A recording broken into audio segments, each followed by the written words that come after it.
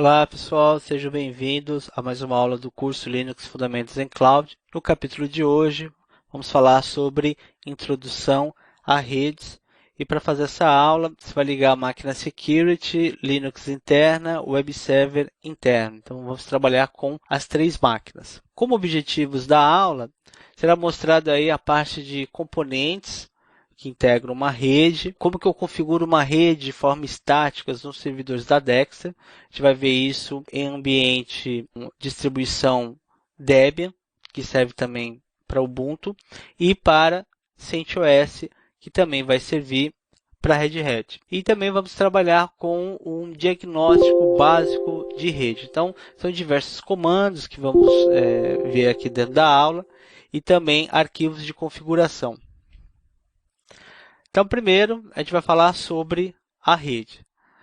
Quando a gente fala sobre uma rede, né, o que seria a rede? Seria a comunicação que você tem entre dois ou mais computadores. Essa comunicação ela é feita para fazer acho que a gente chama de troca de informações, né? Eu tenho, por exemplo, uma máquina dentro de uma rede com um arquivo, eu posso enviar esse arquivo para uma outra máquina na mesma rede.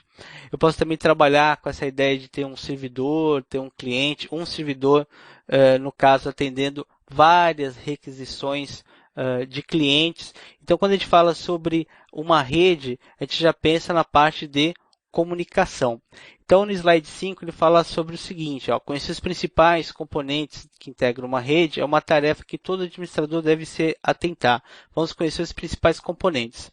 Então, entendendo o que seria a parte de rede, eu acredito que você que está fazendo o curso tem um mínimo de conhecimento do que seria uma rede, tem aquela rede interna dentro da empresa, rede externa que a gente chama de internet. A gente vai falar sobre os componentes. Você tem aí a máscara, tem o IP, tem o broadcast, ou seja, tem diversas informações que na teoria é interessante o sysadmin ter esse conhecimento. E claro, na prática, nós temos aqui diversos comandos para poder exibir as informações desses componentes. Ele pede para você fazer a aula na máquina web server interno. Só que aí a gente vai fazer o seguinte, toda vez que aparecer o símbolo Debian, eu faço na máquina Linux interna. Toda vez que aparecer o símbolo CentOS, eu vou fazer na máquina web server interno. Inclusive, eu já preparei aqui, deixa eu voltar, um terminal com as duas máquinas, veja só. Então, tenho aqui a Linux interna, o Web Server interno, uma máquina com Debian e uma máquina com CentOS. Muito bem. Então, começando aqui no slide 6, o primeiro componente, que é um dos componentes mais importantes, que é o endereço da máquina dentro da rede, que a gente chama de endereço IP. O endereço IP é uma forma de você identificar um computador dentro da rede. Então, como que eu faço, por exemplo, para o computador 1 poder se comunicar com o computador 2? O 1 tem que saber o endereço IP do computador 2, tá? E vice-versa, para poder ter essa resposta. Então, uma maneira de identificar uma máquina dentro de uma rede é através do endereço IP. Beleza. E como que eu consigo visualizar, trazer a informação do endereço? No Debian, você vai utilizar o comando fconfig e no CentOS o comando ip-address. Vamos ver como funciona?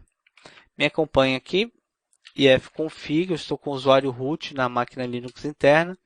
Ele traz duas placas, né? Então aqui a gente chama de placa da máquina, que é a primeira placa, a placa física, né?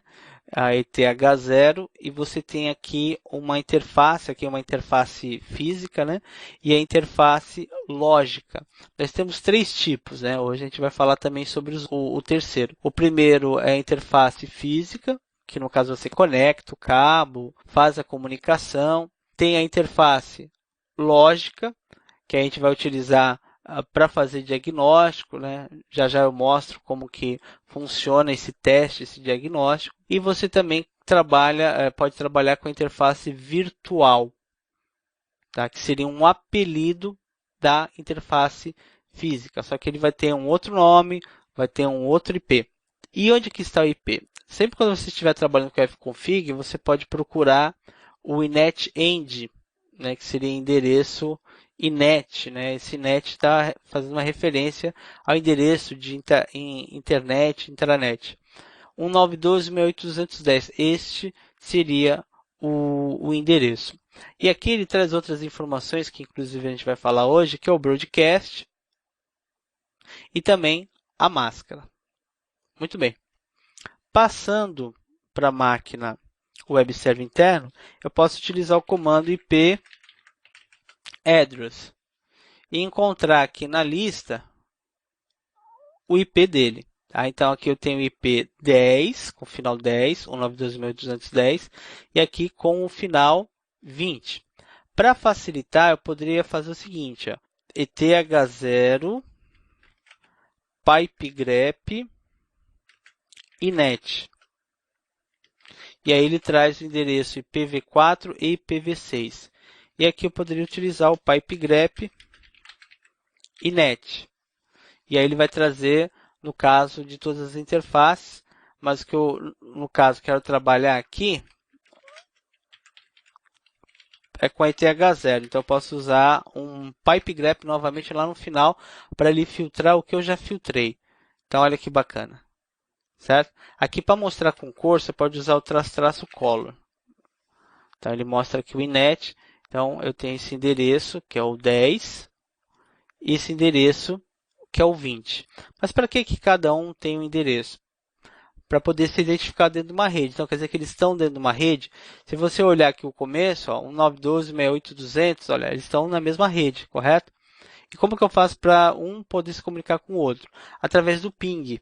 Então eu uso aqui o ping -C4 e o IP da máquina web server interno, 92.168.220. O -C4 é para ele mandar 4 pacotes somente, tá? E eu posso fazer também do outro lado, né? Eu estou na web server interno e eu uso o comando ping -C4 192.168.210. Então, beleza. As duas máquinas estão fazendo aí uma comunicação. E como que elas fazem isso? Através do endereço IP. Então, esse foi o primeiro componente que nós vimos. Vamos passar para o segundo, que é a máscara. A máscara ela é apresentada também com os comandos que nós vimos, né? O ifconfig e o paddress. Ela vai determinar a quantidade de IPs que uma rede vai possuir. Como funciona isso? Quando a gente fala sobre máscara, você tem definição de classes já prontas. Tá? Isso serve, no caso, a teoria para Unix, para Mac, para Windows. O que muda é apenas o comando quando você vai executar e mostrar as informações que estão sendo explicadas aqui. Mas máscara, a definição, IP, é igual em outros sistemas operacionais. A classe também, isso já é tudo definido. Então, por exemplo, a classe A ele tem uma máscara que é o 255.0.0.0. A classe B, 255.255.0.0. A classe C, 255.255.255.0. Esta classe A, B e C vai determinar quantos endereços eu vou possuir para a rede. No caso, eu posso criar uma ou mais redes, né, que a gente chama de sub-redes, ou seja, já tem uma rede pronta, aí eu vou criando outras, a gente chama de sub-rede. E no caso, eu tenho aí dentro da máscara a definição de quantos endereços eu tenho disponível para host. Uma dica que eu vou passar para vocês é o seguinte, sempre quando você encontrar o número 255, isso está relacionado à rede. Quando você encontrar o número 0, isso está relacionado a host. Então, se eu comparar, por exemplo, a classe A com a classe C, qual das classes tem mais endereços disponíveis para hosts? Ou a classe que possui mais números 0. Ah, tá. Então, a classe A, 0, 0, 0, tem mais números disponíveis. O que acontece? Uma empresa de grande porte, com diversos setores dentro da empresa, uma intranet com subdivisões, eu posso utilizar a classe A. que aí eu vou ter um endereço, né? Uma máscara que vai determinar os endereços, né? E a quantidade, mais quantidade de hosts. Se eu tenho uma empresa pequena, com poucos setores, é interessante, tanto para segurança, para organização e também para parte de desempenho, eu utilizar uma classe que vai me disponibilizar poucos endereços disponíveis para host. Ou seja, você lembra daquela parte do zero que eu falei, né? Então, o que tem menos zero seria a classe C. Agora, por que tem o barra 24, barra 16 ou barra 8? Quando você trabalha com o número 255 no formato decimal, ele tem o número 255. Ao converter para binário, esse número 255 se transforma em 8 números uns. 8 números uns. Olha só, 8 números uns. Então, quer dizer que eu tenho 8 números uns mais 8 números uns, 16. E aqui, 8 números uns, 8 números uns, 8 números 1, 8, 8, 16 mais 8, 24. Ok? Então, na conversão para binário, você vai trabalhar aí com 8, 16 e 24 bits, certo? E aí, pessoal, no slide 7 ele fala sobre a máscara que a gente pode encontrar ela utilizando o mesmo comando. Ó, aqui no slide ele fala que ainda você pode usar o show e th0. Vamos testar? Para não precisar usar um monte de grep. Por exemplo, aqui eu estou usando o fconfig e th0 e já consigo encontrar minha máscara. Tá? Até aqui, né? Até o zero. Muito bem. Se eu usar o comando, para ele ficar muito extenso, né? Eu vou só encurtar ele colocando show eth0. Dá uma olhada. Mas mesmo assim é muita coisa, né? Então vamos usar um pipe grep net. Melhorou. Então olha só a máscara aqui, ó. Olha que interessante. O comando IP ele mostra com barra 24. Já o comando ifconfig ele já vai mostrar dessa maneira, né? Que é o 255.255.0. Eu posso trabalhar escrevendo, por exemplo, ou documentando dessas duas maneiras? Posso. Eu poderia ter aí 192.1.810 barra 255.255.0. Beleza, está correto. Ou documentar dessa maneira aqui, ó. 192.1.200 tal IP barra, e aí eu coloco 24, 16, e aí se for 25 é subrede, é um assunto já para um próximo curso. Então, máscara determina a quantidade de IPs em que uma rede, no caso, vai possuir. Agora, o que é a rede? Porque aí eu falei sobre a rede 192.168.200, olhando o IP, né? Olhando já o IP, eu sei, eu estou nessa rede. Certo? Eu poderia estar na rede 192.168.201, 192.168.202, sim, 192.168.01.02.03 e assim por diante, né? Eu tenho aí a rede, tá? E os hosts. Então, 192.168.220 quer dizer que eu tenho IP com final 20 e estou na rede 192.168.200.0. Este número 0 não é utilizado por nenhum IP. É um número que fica disponível para a rede. É importante que o host tenha a seguinte informação: em qual rede eu estou. Eu gosto de fazer uma analogia dessa parte de rede host, quando você está trabalhando, por exemplo, com uma avenida e os carros. Os carros, no caso, eles devem ter a identificação da avenida. Não é isso que acontece? Então, está o carro lá trafegando, ele precisa, por exemplo, ter ali o nome da avenida, né? Esse número que aparece aqui é a identificação da rede, certo?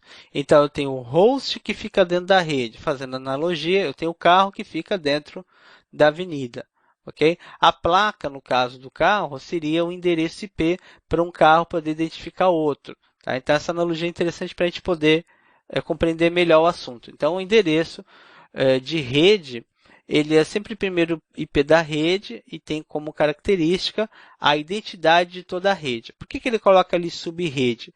É que quando você trabalha com a rede, você pode fazer uma divisão dentro da rede, transformando ela em uma sub-rede.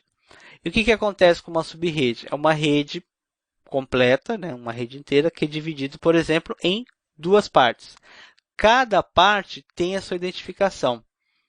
Cada parte tem a sua identificação. Então, tem a subrede 1, tem a subrede 2. Se eu não tenho a divisão, eu tenho a identificação de uma coisa só, que a gente chama de rede.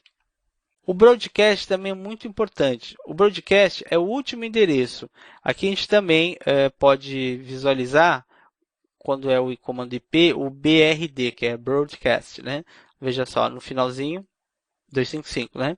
E aqui também eu consigo identificar, que é o bcast, né? Broadcast. Isso quer dizer que eu vou possuir nessa rede 192.168.200.0, que é o IP da rede.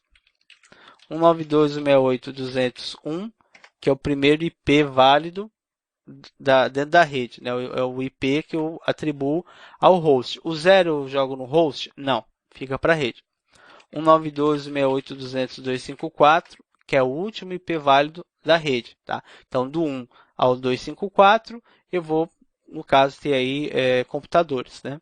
E o último IP, 192.168.200.255, é o IP de broadcast. Então, o primeiro e o último não é adicionado, não é configurado em nenhum host. Eu vou ter esse endereço para identificar a rede e esse endereço que a gente chama de broadcast para que todas as outras máquinas tenham conhecimento dos hosts como um todo. Ou seja, a 1 vai ter o entendimento que existe a 2, que tem a 3, que tem a 4, ou seja, uma maneira das máquinas poderem se comunicar. Tá? Então, o endereço, que é o último endereço da rede, permite que a informação seja enviada para todas as máquinas. O próximo assunto é o gateway. Tá? O gateway, aí no caso nós temos os comandos route-n no Debian e iproute-show no CentOS, então máquina Linux interna e web server interno. O papel do gateway é levar pacotes de uma rede a outra. Por exemplo, se eu estou, vamos voltar aqui, cadê aqui? Se eu estou aqui na máquina Linux interna e eu quero, por exemplo, acessar a internet. A internet é uma rede, certo? Vamos colocar aqui, ó, ela é uma rede, certo? E a máquina Linux interna é outra rede. Então, esses pacotes, eles devem chegar desta rede até esta. Só que tem um problema, que é a rede interna e que é a rede externa. Como que essa máquina Linux consegue chegar até essa rede? Através de uma máquina que conhece as duas redes. Então, o Gator, se você fizer uma tradução a grosso modo, né, seria o portão da rua. Pô, mas portão da rua? Como assim a rua? A gente entende o seguinte, que aqui eu estou em casa e aqui é a rua, a internet. Como que eu chego até a rua? Através do Gator. Tá? Então, o Gator vai ter a função de levar pacotes de uma rede até a outra. Eu poderia, por exemplo, ter uma divisão que ao lado esquerdo é uma rede e ao lado direito é uma outra rede, por exemplo, subredes, e o Gator vai fazer o papel de levar os pacotes de uma subrede para outra? Também. Eu não preciso ter o Gator só para levar uma máquina, né, para liberar o acesso de uma máquina à internet. Eu posso liberar o acesso através do Gator, levando os pacotes para uma outra rede, ou seja, isso de forma interna, não tem nenhum problema.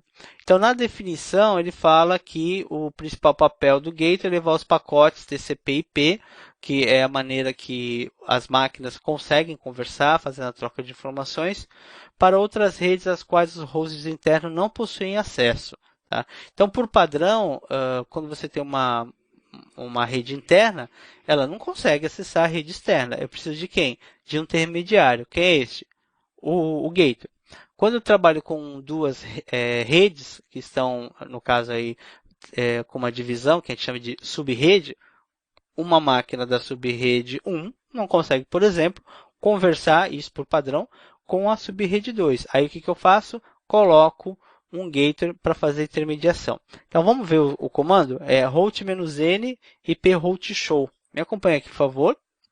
Primeiro na máquina Linux interna. Route-n. Ele fala o seguinte, ó, o seu roteador é o 201. Legal. Então, o meu roteador é o 201. Eu consigo chegar na internet? Ping -C4 888. Consigo. Por quê? Porque os pacotes estão passando pelo meu roteador. Esse 888 ele é um IP, é um endereço. Tá? Por padrão, 192.168.201 não consegue, não entende, não sabe como conversar com 888. Tá? Se eu, por exemplo, pingar o terra, né, vou dar um outro exemplo aqui, ó, terra.com.br. Olha lá, ele dá um endereço. Tá? Eu posso simplesmente pingar esse endereço. Dá uma olhada. Certo? Então, assim, o endereço que nós trabalhamos aqui, cadê ele? Que é 192.168.210, ele não entende, ele não sabe como conversar com 208.84 e tal. Então, isso aqui é uma outra rede, certo? Então, para essa máquina poder chegar até a rede dessa máquina, eu tenho um intermediário. Esse intermediário, no caso aí, é a máquina que está fazendo o papel de gator. Tá? Nesse caso, ela está fazendo um segundo papel também, né, pessoal? Que seria aquele papel de firewall, né? Porque quando a gente fala firewall, você fala, eu vou usar o firewall para bloquear os pacotes. Ele não serve somente para isso. Eu posso simplesmente liberar tudo e usar o firewall para compartilhar. Compartilhar o quê? A internet de uma máquina para o resto da rede. Então, é isso que está acontecendo. Aquela máquina security que eu pedi para você ligar, agora você está entendendo por quê, né? Tem 3 máquinas aí ligadas. Ela faz o papel de firewall e também de gator. Muito bem. Bem, então, com o comando route-n, a gente conseguiu a informação do roteador. Já na máquina CentOS, que é o web server interno, eu vou usar o comando ip route show. Me acompanhe aí, ip route show. E ele vai mostrar, no caso, o IP do roteador, do gator, na verdade, na primeira linha. Esse default fala o seguinte, que é uma rota padrão. Tá? Então, default via, né? A rota padrão está sendo, né, via 192.168.201. Deve através do dispositivo ETH0. Tá? Então, através do dispositivo ETH0, né, se você usar o comando para mostrar aqui, ó, IP address, ele fala, ó, você tem o LO, né, que é aquela interface lógica, e tem o ETH0. Então, quer dizer que a partir desta placa que eu tenho uma comunicação até o gator. Por que ele precisa colocar aqui essa placa? É que eu poderia ter outras, ETH1, ETH2, ETH3, e nesse caso ele está falando, por esta que está sendo feita a comunicação, né, da rota padrão até o gator. Muito bem. Loopback, interface interna da máquina, possui IP reservado 127.0.0.1, usado basicamente para comunicação interna de aplicações. É uma interface muito importante para o sysadmin. Tá? Essa interface ela fica somente na máquina. Uma máquina de fora não tem acesso. Ah, mas eles estão na mesma rede. Não interessa. Está na mesma rede, mas a loopback é a loopback. Cada máquina tem a sua interface lógica. Eu vou utilizar a loopback para fazer testes de comunicação. Né? Por exemplo, se eu usar agora o ping na loopback, eu já tenho uma comunicação com a loopback. O IP dela é 127.0.0.1. Dá uma olhada aí. Muito bem. Aí o que acontece com a loopback no dia a dia? Então, vou te dar um exemplo bem interessante. Você acaba de montar um servidor web. Ok, o servidor web está pronto. Tá, e aí, o que você vai fazer com ele? Eu vou testar para ver se a página da empresa está funcionando. Como que você pode testar? Através do loopback. Você vai lá no browser e digita http://127.0.0.1. Olha que bacana o teste. Você está ainda desenvolvendo, né, a página, ou a configuração que seja, e não deixou que nenhuma outra máquina tivesse o acesso. Você fez o acesso diretamente na sua máquina local. Ok, e se eu não tenho browser, né, porque eu falei sobre abrir browser, se eu estou com um servidor só em ambiente gráfico, você pode usar o comando elinks e o http dois pontos barra barra, né? Pessoal, eu não tenho servidor web aqui, eu estou só fazendo um teste, ó, nem o elinks tem, tá? Estou fazendo um teste aqui mostrando como que eu faço o acesso, né? O que mais o loopback pode ser útil no dia a dia? Servidor de e-mail. O servidor de e-mail ele utiliza a porta 25 para SMTP, a porta 110 para o POP e a 143 para o IMAP.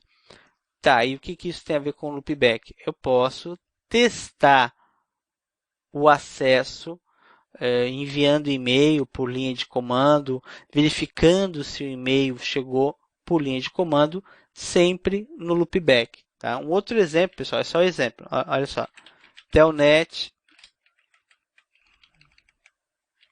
127.0.0.1, 25. Esse é um clássico teste no servidor de e-mail na loopback. Beleza, consegui mandar e-mail e tal. Telnet 127.0.0.1, 110. Estou vendo se eu recebi e-mail no POP. 143. Estou vendo se recebi e-mail no IMAP. E assim por diante. Então tem outros serviços. Você pode trabalhar com DNS, pode trabalhar com FTP. Né? Tem diversos serviços que, ao implementar, antes de liberar esse acesso para a rede da empresa, para os seus colaboradores poderem acessar, você pode testar esse serviço diretamente no Loopback. Então, Loopback para o sysadmin é muito importante. E aí, ele, no slide 12, ele manda um aviso, né? Que fique atento, é muito comum em servidores que estão na cloud as configurações de rede serem feitas através da console de gerenciamento do servidor e não mais nos arquivos que conhecemos do sistema operacional. É uma observação interessante, porque quando você faz um contrato de um serviço na cloud, né, você vai ter acesso ao dashboard, né, que seria aquele painel de gerenciamento. E ali você consegue, por exemplo, configurar o IP. Né? O acesso que você vai ter à cloud é por uma instância ou por algum serviço, alguma coisa do tipo. Né? A ideia é que na cloud você não precise mexer nos arquivos de configuração. O que você vai fazer? Você vai alterar a configuração no painel e isso será armazenado no arquivo de configuração.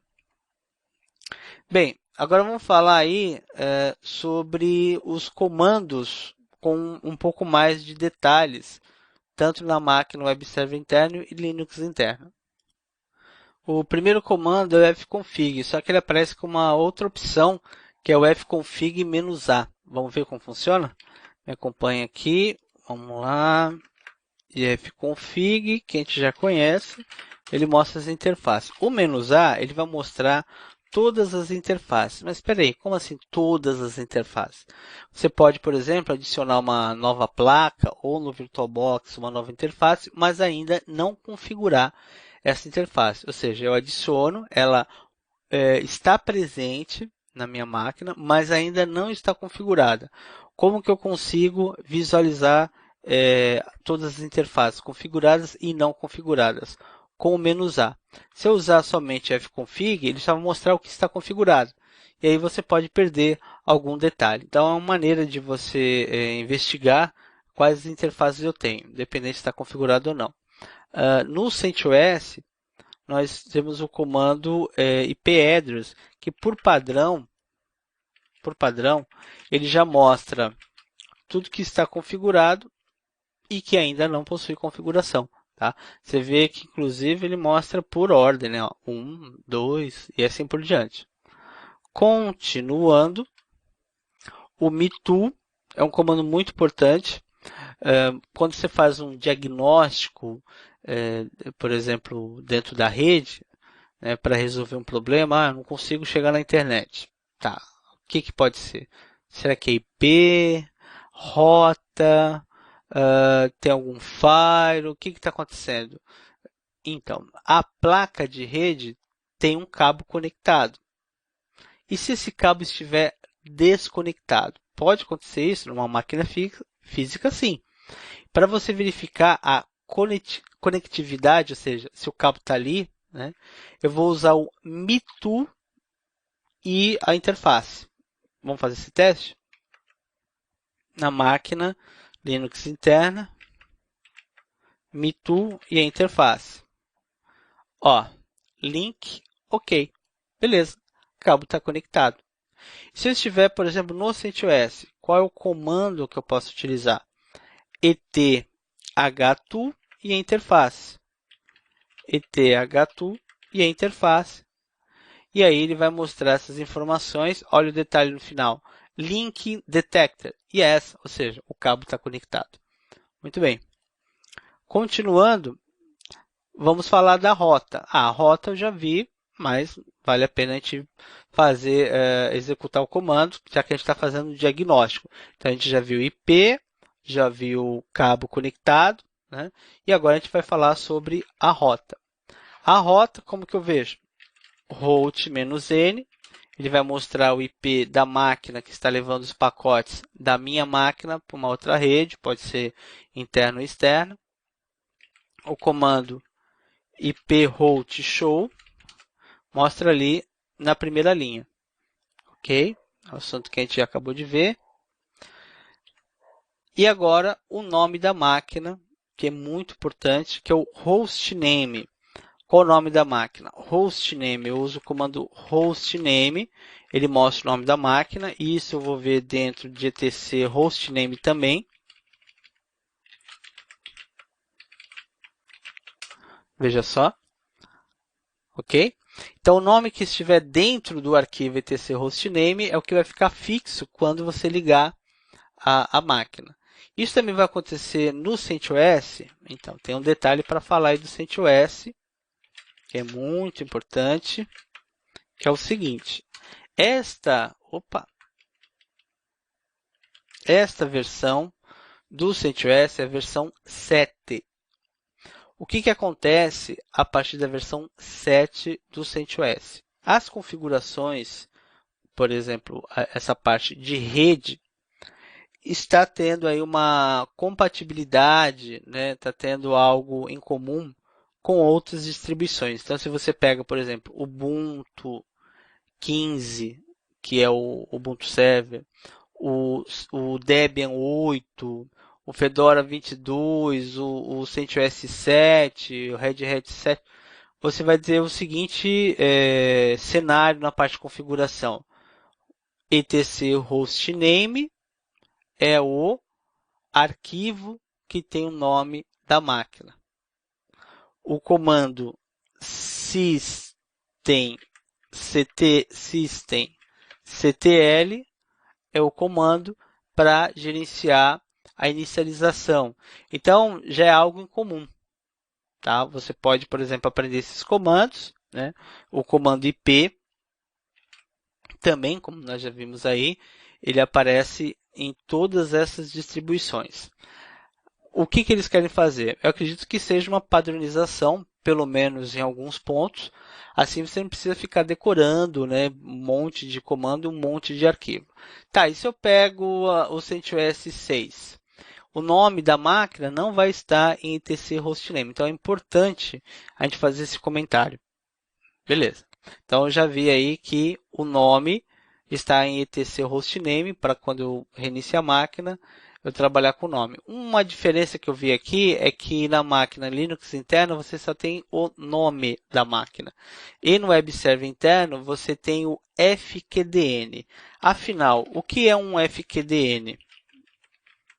fqdn quer dizer Full Qualified Domain Name. É nome de domínio totalmente qualificado. Ele é composto pelo nome da máquina mais o domínio a qual essa máquina pertence. Ah, tá. E por que essa preocupação nessa máquina? Então, ele é um servidor, ele é o web server interno. Então, existe essa preocupação. Aqui é só um desktop, né, um Linux interno. Bem, continuando, você também, deixa eu ver aqui. Ah, faltou um detalhe aqui, me desculpe. O etc resolve.conf, que também é padrão, mas isso já era em todas as outras versões. Você encontra aí no etc resolve.conf a configuração do cliente DNS. Por exemplo, se eu usar o comando etc resolve.conf, ele vai mostrar essas informações, certo? Isso quer dizer que se eu pingar o nome terra, né? .com.br, o que acontece? A minha máquina fazendo o papel de cliente vai perguntar para um desses servidores, sempre começando pelo primeiro, se o primeiro não responder, ele passa para o segundo e assim por diante, né? No máximo são 3. Ele vai perguntar quem é o terra. Aí, por exemplo, aquele primeiro ali, que é o 187, 2164, 16, vai falar, ó, o terra é o 208, ou seja, ele faz a resolução. O que acontece se eu, por exemplo, limpar esse arquivo? Eu venho aqui no echo, com vazio, limpo o arquivo. Ao pingar o terra, ele fala, eu não sei quem é terra. Não tem ninguém para me ajudar no resolve.conf. Então eu posso, por exemplo, mandar lá para o resolve um name server. Não preciso usar aqueles números, aqueles IPs não. Posso usar esse aqui que é um DNS público, bastante conhecido, né, que é o DNS do Google. Então name server, o IP, jogo para o resolve.conf. Quando eu pingar o terra, opa, já consegui fazer a resolução. Tá? Então, tanto na máquina Linux, no caso, quando estiver com Debian e com CentOS, resolve.conf é padrão, tá? Ele, no caso, aí faz a resolução trabalhando como cliente DNS. Você pode ver que, inclusive, aqui no CentOS, o primeiro é do Google. Ok. Para verificar a configuração do nome, como que eu faço? etc hosts, né? O etc hosts, ele também é padrão, né? Se você, por exemplo, listar o conteúdo, você vai encontrar um IP e um nome, tá? Ele não está completo aqui. Eu acredito que dentro do CentOS esteja completo. Vamos ver. Também não. Mas o que a gente pode fazer? A gente pode colocar o nome das máquinas aqui dentro. Tá? Eu posso colocar o nome e eu posso colocar o IP. Tá? Então, por exemplo, se eu usar aqui, ó, echo com o IP dessa máquina, 192.168.210, não é isso? E aí o nome dela, como ela se chama? Linux-interna. Eu posso jogar para o final, tá, pessoal? Não use só um, não. Use dois, ó. Para o final de TC Hosts. Ok? O IP e o nome. Agora, quando eu usar o cat, olha só. O IP e o nome. Tá, mas o que você vai ganhar com isso? Eu posso simplesmente pingar o nome. Linux interna. Ah, legal, né? Já vai direto. Ctrl C para cancelar. Mas e o DNS? Então, a resolução é sempre pelo etc hosts e depois pelo resolve.conf. Tá? Isso quer dizer que se eu jogar, por exemplo, aqui para o final, o web server interno, web server interno, né? Web server interno. Se eu jogar para o final, que ele tem o IP 20, né? Eu posso simplesmente pingar o web server interno. Olha que bacana. Então eu posso também pingar a Linux interna lá no web server interno. Posso fazer isso? Vamos ver se funciona. Mas peraí, ele foi para a internet. Olha lá. Ele foi para o 66996. O que é isso? Quando você não encontra dentro do etc host a informação que você está, no caso, aí fazendo a referência, ele vai procurar no resolve conf, tá? Então, primeiro ele procura no TC host. Não tá? Ele vai lá no resolve conf. Então, o que eu deveria fazer para ele encontrar essa informação, né, que é Linux interna? Eu posso, inclusive, até copiar o comando aqui para facilitar. Vem aqui, seleciono, copiar. Então, na máquina web server interna, eu posso fazer isso. Ó. Eu posso jogar o IP e o nome, no caso que eu fiz a referência, que é Linux interna. Para o final, não esqueça de TC host. Agora sim, quando eu pingar, olha que bacana. Ah, tá. Ele já cai direto porque ele faz a primeira essa resolução. Muito bem. O comando IP, pelo que a gente viu, ele é muito interessante, né? Traz diversas informações e a tendência é você sempre usar o comando IP. Não usar mais o comando fconfig, não usar mais o comando warp, não usar mais o comando root.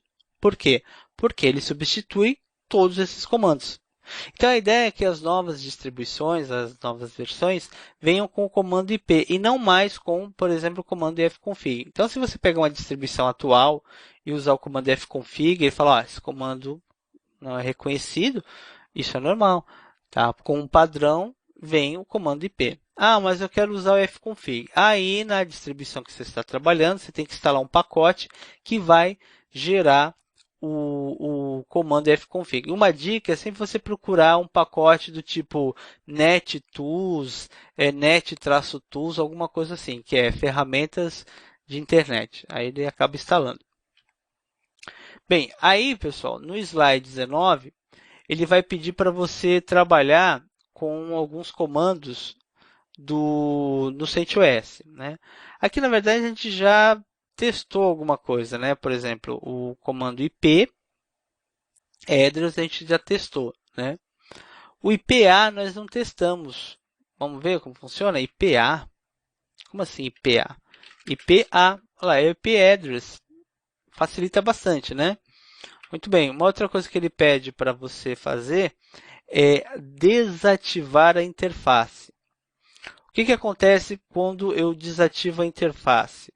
Eu vou, no caso, aí, perder a comunicação, já que eu estou na máquina através de um SSH.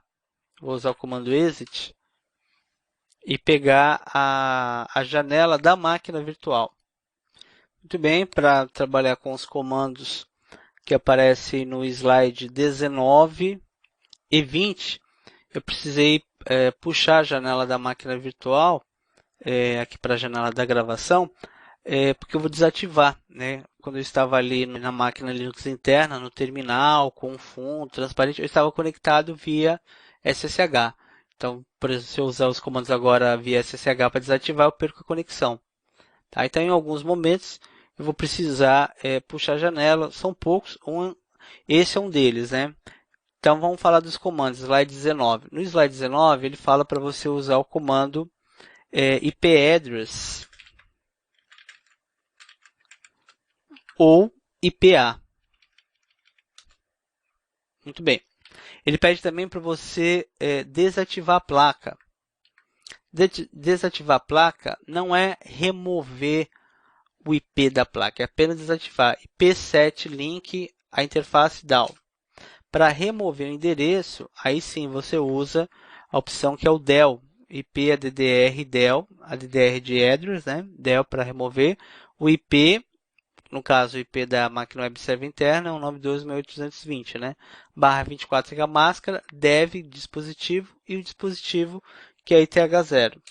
Quando eu utilizar o show para mostrar, eu não tenho nem a interface ativada, que ela está down, né? Você pode ver ali no state down, e também não tenho IP. Como que eu faço para trabalhar com a placa novamente? Primeiro vamos ativar ela. O comando é o mesmo, só que você troca down por up, IP7link DAO ETH0 up, né? Trocou DAO por up. Se você usar agora o comando show, ele vai mostrar que o state está up, né? O estado está up, só que ele não tem o IP. E aí, para colocar o IP, eu vou seguir o mesmo raciocínio. Se o del é para remover, eu vou trabalhar com o ADD, tá? no caso, IP, ADDR, ADD, que eu vou adicionar, o IP a máscara, dev ETH0. Se eu usar o show novamente, vai mostrar que tem agora a placa up, né? E tem agora a placa com um endereço, tá? Você pode ver ali comparando agora as duas listagens que não tinha endereço, veja ali na parte de cima, e agora na parte de baixo ele tem um endereço. Inclusive eu posso pingar, né? Ping -C4 e o IP que é o 20. Olha só, certo? Ele voltou a ter conectividade. Uma outra coisa que a gente vai trabalhar é com IPs de apelidos, né, que a gente chama de interfaces virtuais. Nesse caso aí, eu vou arrastar aqui a janela, fica melhor para a gente trabalhar, né? Vamos voltar aqui para onde nós estávamos. Aí, agora sim, né? Então, por exemplo, eu gostaria de adicionar um IP que é da classe B da rede, né? No caso lá da classe B. Como que eu faço isso? IP ADD A, o IP 172.17.32/16, dispositivo ETH0, mas peraí, mas esse dispositivo já tem o IP. Agora, olha o final, label, rótulo, né? ETH0 2.0. Ou seja, você tem agora uma placa física, certo? Que possui um apelido. Veja aqui, ó. O apelido é ETH0 2.0 e esse apelido aqui tem um IP. E aí, eu posso fazer uma comunicação com ele? Pode. Ping -C4 172.17, né? 17 3 2. Olha lá, ele se comunica. Ok? E para pagar? Para pagar, eu tenho na linha de comando aqui no histórico o IP ADDA, né? Então vai ficar IP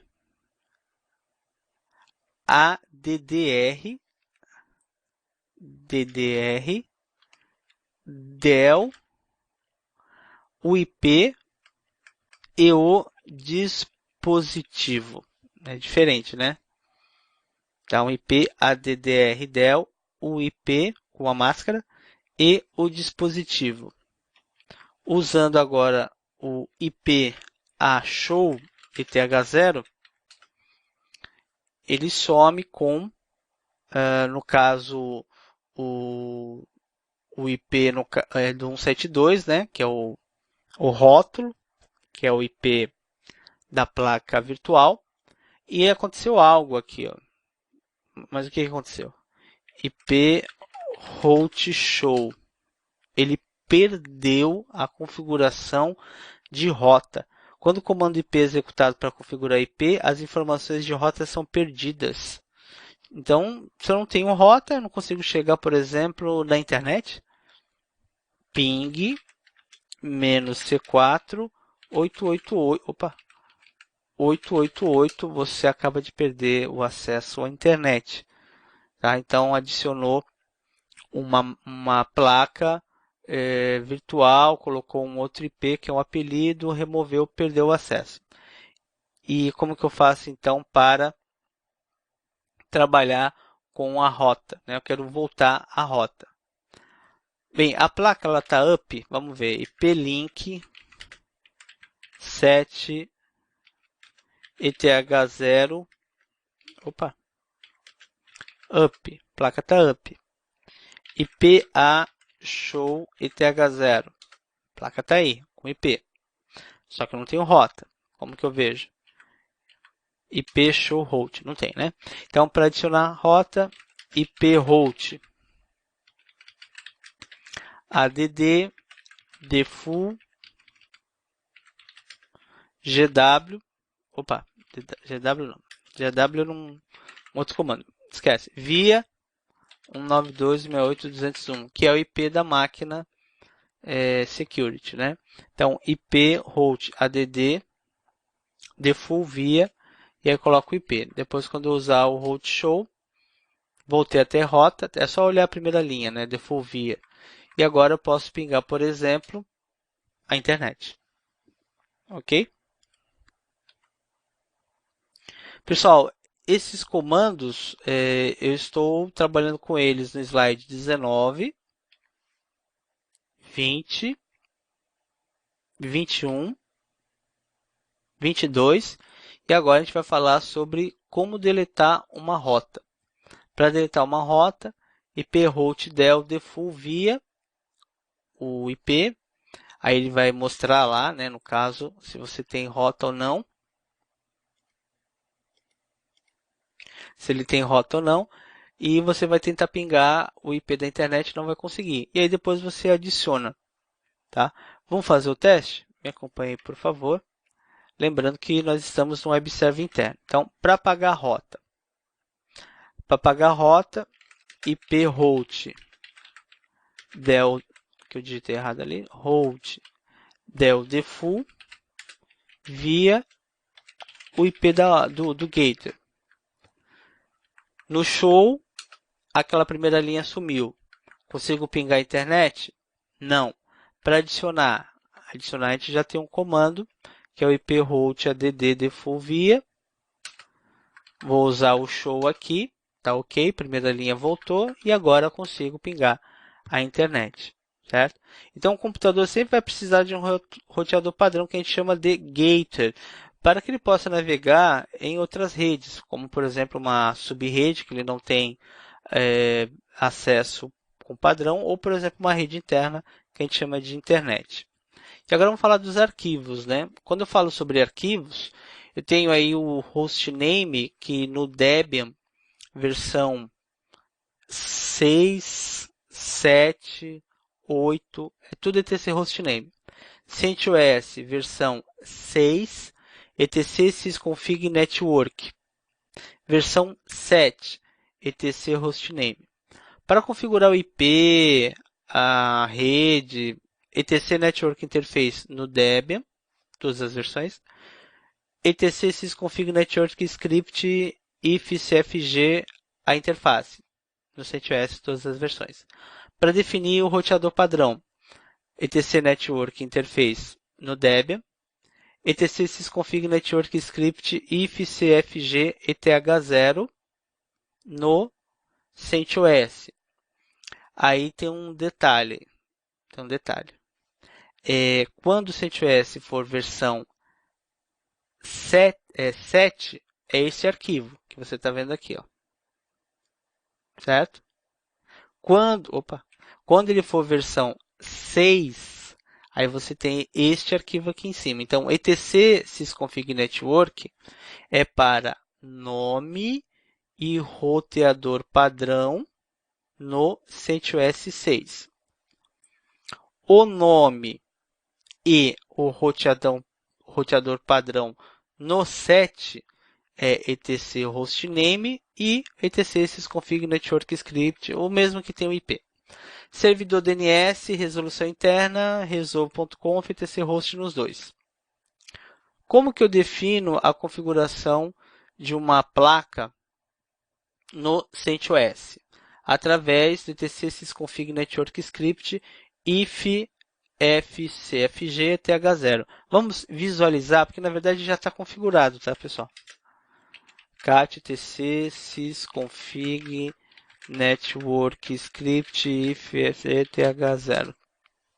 Então você vai encontrar aí o nome do dispositivo, aqui indica que ele não vai ser controlado por nenhuma ferramenta gráfica, ou um bootS, que quando você liga a máquina, ele já vai estar, no caso, ativado. Boot proto static, ele poderia ser manual ou DHCP, o static quer dizer que é um IP fixo, DHCP ele vai ter um IP dinâmico, ou seja, conforme um servidor que esteja disponibilizando IP, IP ADDR, que é o IP, endereço de IP, é o endereço dele, netmask, no caso aí você tem a máscara e gateway, o roteador. E DNS1, DNS2 seria o IP primário e secundário de um servidor DNS. Aqui, é isso? São as informações. Tá bom. Se por acaso eu precisar adicionar uma nova interface, o que eu faço? Eu desligo a máquina virtual, que é o web server interno, né? Vou lá nas configurações do VirtualBox, adiciono uma nova interface. Como eu já tenho a ETH0, qual que vai ser essa nova interface? ETH1. E aí eu crio um arquivo com essas informações. Tá? No caso, o arquivo, deixa eu ver aqui, ele pode ser uma cópia.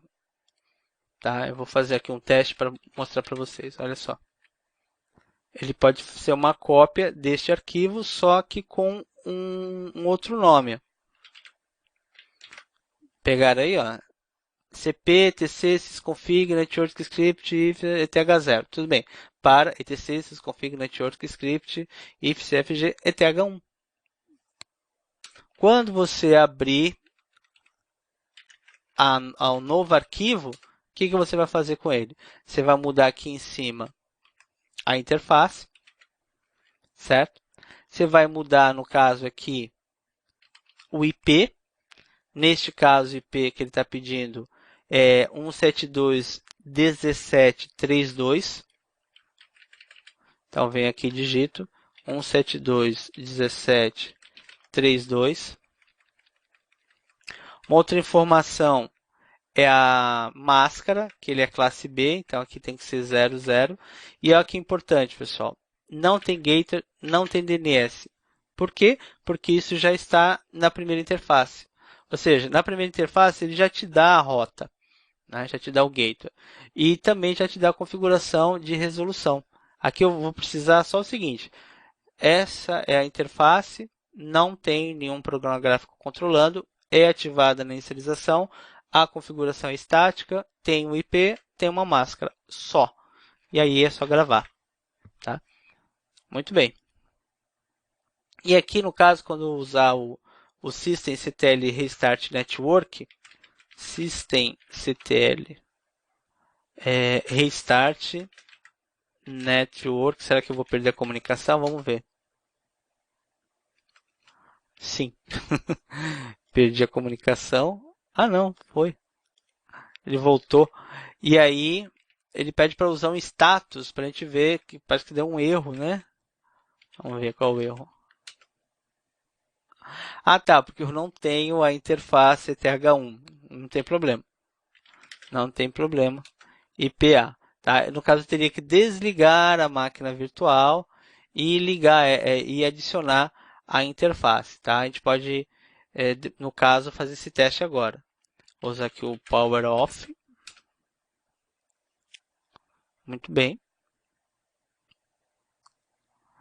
E trabalhar aí com a máquina virtual. Muito bem. Ó.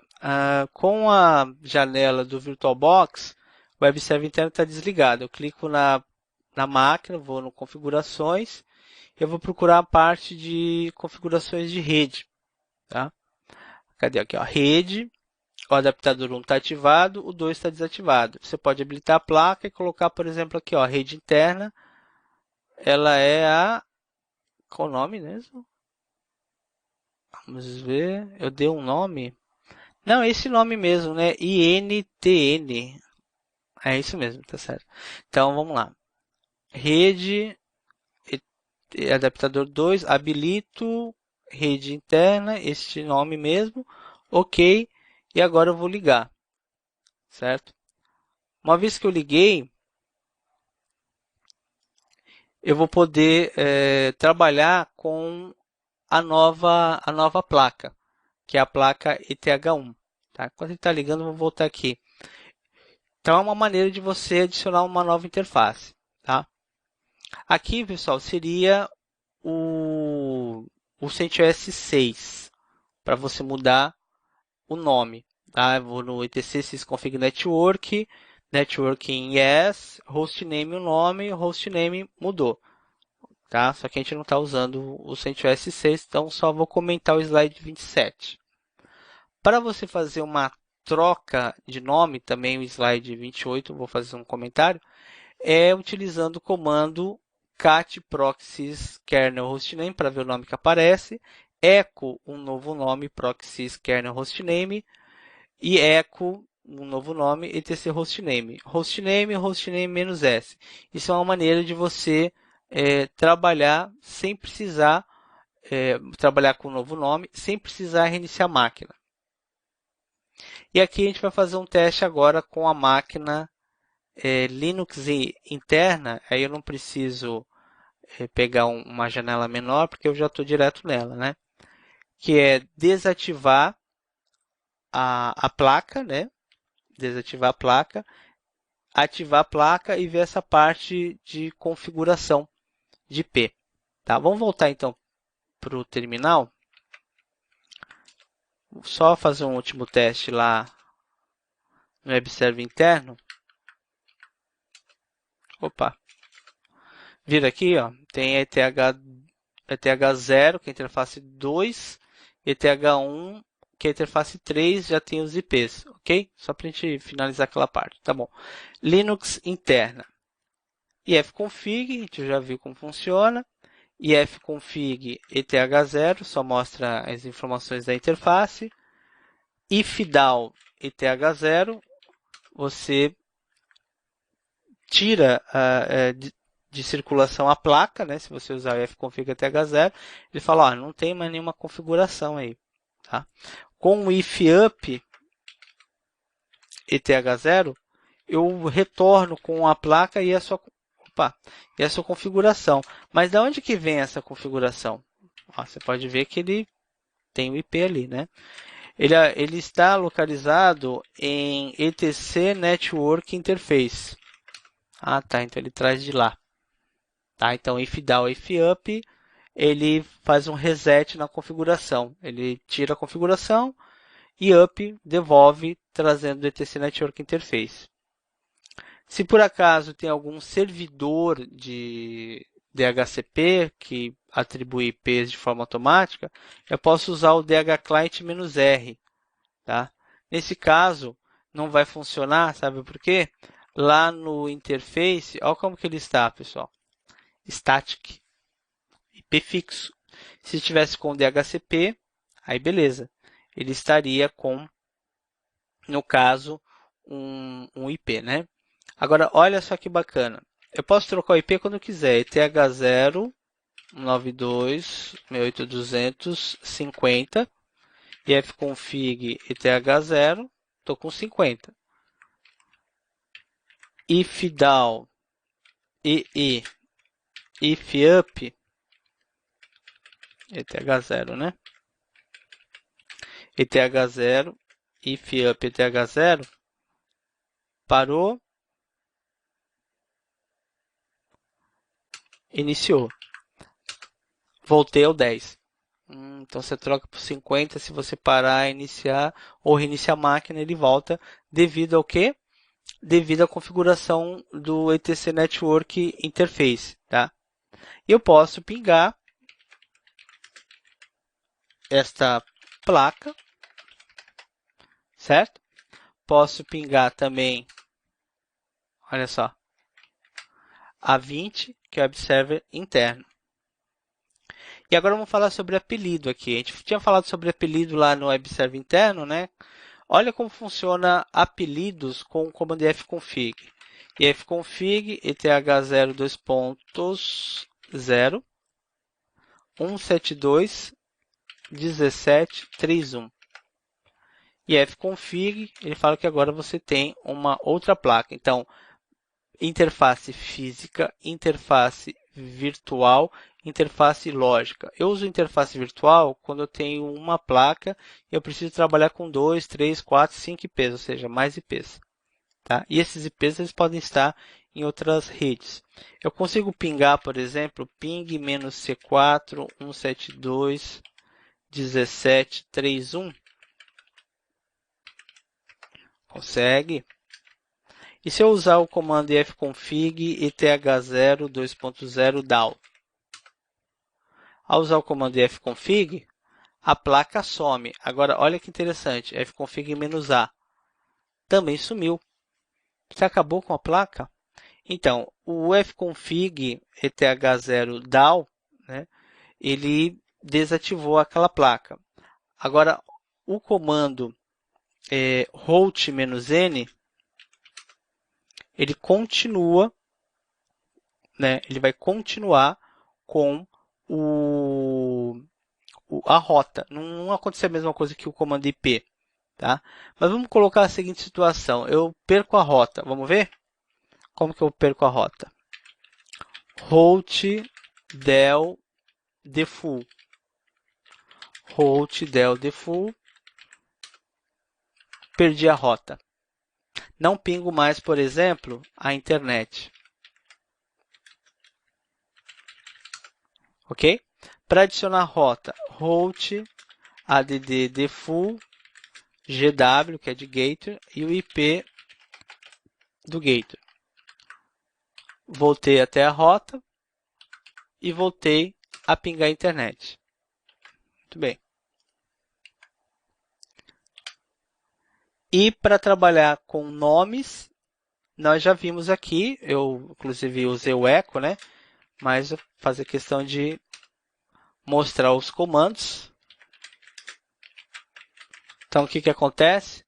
Do lado aqui, desse lado aqui esquerdo, né, nós temos a máquina Linux interna, que possui o próprio IP e o seu nome, e o IP de uma outra máquina com o nome de outra máquina, certo? Aqui do outro lado, eu vou ter só o Linux interna. Agora, qual seria a configuração ideal aqui? Então, vou mostrar para vocês. Vim etc hosts na máquina Linux interna. Eu vou trabalhar assim, ó. Local domain localhost .dexter.com.br Linux interna webserver interno.dexter.com.br webserver interno. Essa seria a nossa configuração ideal. Você vai trabalhar com 3 colunas. A primeira coluna o IP, a segunda o fqdn, onde ele é composto pelo nome da máquina mais o domínio a qual essa máquina pertence, que geralmente é o nome da empresa, e um apelido, que geralmente é só o nome. Isso eu posso simplesmente copiar e colar e passar para onde? Lá para o web server interno. Tá? Vem aqui, colar. Então essa seria a configuração ideal. Aí olha que bacana. A ordem não importa, tá? Eu posso agora pingar o web server interno.dexter.com.br, ok? E pingar o web server interno. Olha que bacana. Aqui eu posso pingar o Linux interna, não lembro, interna.dexter.com.br. Opa, eu coloquei errado o nome. É interno, né? Eu coloquei interno lá. Tudo bem, é dentro do host. Pera aí, qual o nome que eu coloquei? Ah, tem um traço. Ah, faltou o R. O R, na verdade, estava digitando errado. Ó, Linux interna, certo? Ou só Linux interna. Então, essa seria a configuração ideal. Isso a gente está vendo no slide 29, no slide 30, slide 31, 32, 33, isso aqui a gente já viu, pula, 35 e a interface, né, o arquivo. Vou fazer um comentário aqui como funciona ele. A gente já chegou a falar, né? No Debian, no ITC Network Interface, você vai encontrar aqui todas as interfaces num único arquivo. Auto-LO, quer dizer que automaticamente quando você ligar a máquina já vai estar ativado. E Face, LO e Net Loopback. Auto ETH0 e Face ETH0 e Net Static. Então sempre esse auto vem depois dele o nome da interface. eFace, o nome da interface, e net, e aí vai depender. Ele pode ser um loopback, pode ser um static, pode ser um manual, pode ser um DHCP.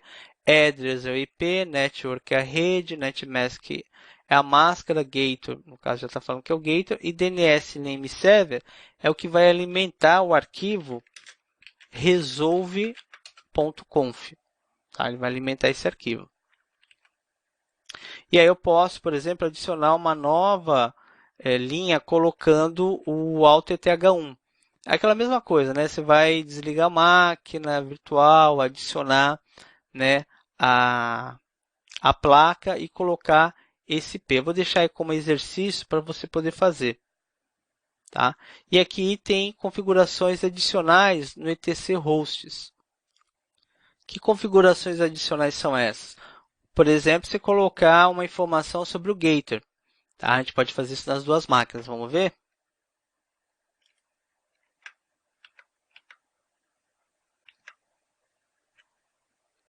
Espera aí. Cadê? Aqui. Bem, eu vou abrir. Eu posso inclusive usar um echo, tá? Vamos ver com echo. Ó, echo, primeiro IP, espaço, o nome gateway.dexter.com.br, espaço, gateway, maior, etc hosts. No cat etc hosts, eu tenho ele aqui no final, dá para ver? Ah, mas não está assim organizado, tudo certinho com tab, mas funciona. Olha só, ping, você vem aqui e digita o fqdn. Olha lá ele pingando, certo? Ou só digita o apelido, também funciona. Então, esse comando eu também posso usar lá na máquina web server interno. Não esqueça que sempre tem que utilizar o sinal aqui, né, maior, para ele jogar por final. Tá? Vamos ver se funciona o ping aí. Ping. Vou utilizar aqui o fqdn. Tá? Ctrl C sempre para cancelar o ping. E o gator. Funciona. Muito bem. No slide 40, para a gente terminar, a gente vai falar sobre a resolução. Quando eu falo sobre o gator, ele vai procurar no etc hosts, não é isso? Vamos ver aqui, ó. Ele já acha um, porque isso está dentro do etc hosts. Se não estivesse no etc hosts, onde que ele ia procurar? Dentro do resolve.conf. Então nós temos aí files, que é o arquivo etc hosts, e DNS, que é o resolve.conf, que aí ele indica qual é o servidor DNS. Agora, como que isso a gente pode trabalhar ou alterar? Dentro do etc NS Switch, você tem hosts. Primeiro procuro em files, que aí ele lê o etc host, depois eu procuro o DNS. Se eu trocar a ordem, se eu abrir o NS Switch e colocar DNS e files, ao pingar o Gator, ele primeiro vai procurar o Gator na internet. Então não é interessante sempre deixar assim, files e DNS. Tá? Sempre manter essa ordem. Como pergunta da API, nós temos o seguinte, ó, qual o arquivo de configuração responsável pelo DNS?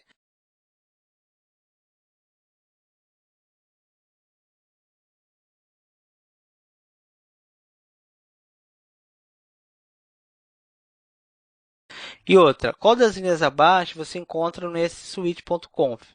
A resposta é etcresolve.conf, que eu vou colocar lá o name server, né, o IP do servidor, e hosts, files e DNS.